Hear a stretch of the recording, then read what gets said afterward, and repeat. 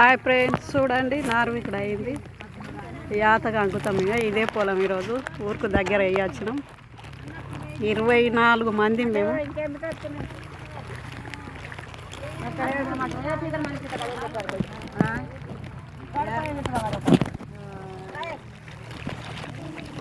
పీకరు కానీ అమీరా అమీరా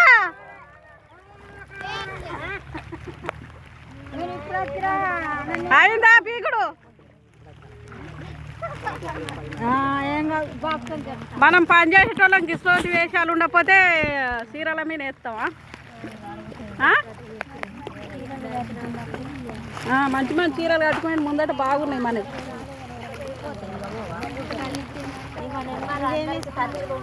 చింతగింజ